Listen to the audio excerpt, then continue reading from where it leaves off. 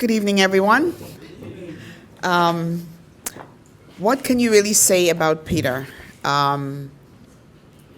Everything has been said, and all I can say to that is ditto, ditto, ditto. And I've added someone new to my list of mentors, Brother Peter Marcelline, a great mentor, an educator, an historian, an activist, a loving brother, just a comrade in our community, a stalwart. And his memory will live on. We will carry on. It's like the torch has been passed to us now. It's up to us to continue Peter's work. Not just for ourselves, as Marie had said earlier. You know, it's we have to learn about ourselves, our history. Everything that he stood for is what we are fighting for as a union, as unionists, for equality, for acceptance, inclusiveness. And so that, unfortunately, is still a battle in our society. And so because, of course, this is Black History Month, I know Peter liked to refer to it as African History Month, but to honor him, African History Month. So I'm just going to do a poem that I searched and searched and tried to find something that I felt would resonate with the theme tonight. And I came up with something that I hope you will like and appreciate and learn from it. The poem is by one of my friends who is a historian, Dr. Afua Cooper. She's also a poet, writer. Her famous book, you may have heard of it, The Hanging of Angelique, which is about a slave who was brought over from Portugal to Montreal, Canada, because a lot of people still think today that slavery did not exist here. Yes, it did. We still have issues just like the U.S. and other countries regarding racism, discrimination. And so she was accused of burning down her master's home and part of Montreal. It's still not clear whether or not she actually did it or just confessed to doing it just because. Either way, she was hung for the crime. So this poem that I'm going to read to you from Dr. Afua Cooper's collection, it's from the book Copper Woman. And this is about another legend. You may have heard about him, Richard Pierpoint. I don't know if anyone is familiar with Richard Pierpoint. Usually when you hear about Richard Pierpoint, he's associated with being instrumental in forming an all-black unit during the War of 1812, even though they didn't call it that, but he's the one who fought to have that. And I'll just give you a little background about Mr. Pierpoint. He was born in Bantu, which is now called Senegal. He was captured there and taken to America as a slave.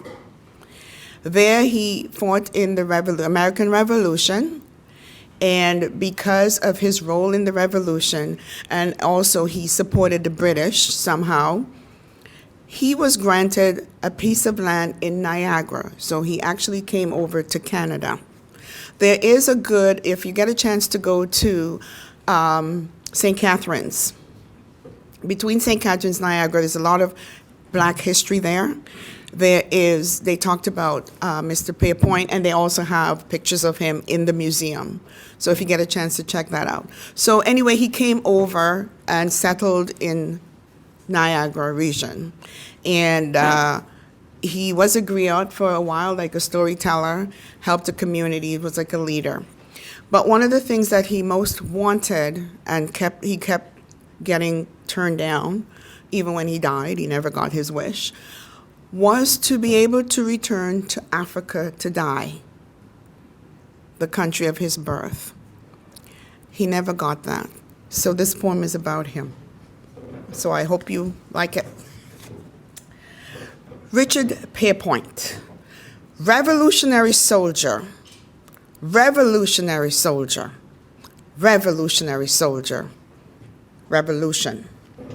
Richard Pierpoint revolutionary soldier at age 77, is no longer in his vigor, and his only wish is for His Majesty's government to grant him the means to return to his native settlement. So he writes to the king's governor this July 1821 letter. The petitioner, Richard Pierpoint, now of the town of Niagara, a man of color, a native of Africa, and an inhabitant of the province since 1780, most humbly sheweth that Your Excellency's petitioner is a native of Bondu in Futa, that at the age of 16 I was made prisoner, sold as a slave, conveyed to America in the year 1760, bought by a British officer, served the king during the War of Revolution in the corps called Butler's Rangers, and again during the War of 1812 in a troop of color raised in the frontier of Niagara. Revolutionary soldier, stolen from Africa, brought to America. Revolutionary soldier, revolution. In exchange for my freedom, I have fought your revolution and raised your new nations on both sides of the division. That Your Excellency's petitioner is now old and without property, that he has much difficulty to obtain a livelihood in his labor, that he is above all things desirous to return to the land of his mother, that if His Majesty's government be so graciously pleased to grant him any relief. You damn thief! He wished, it may be, by affording him the means to proceed to England, and from thence to a settlement near the Gambia or Senegal region, and from whence he could return to Budu, my land of gold. Because you stole my life, took me from my wife, caused my family strife, stuck in my heart a knife. You cast my people into slavery. You stole the wealth of my country. Now give me the reparation for my overdue repatriation. So please, Your Majesty, listen to the petition's plea. He yearns to return to the land of his family. Richard Pierpoint, revolutionary soldier, said he wrote a letter to His Majesty's governor.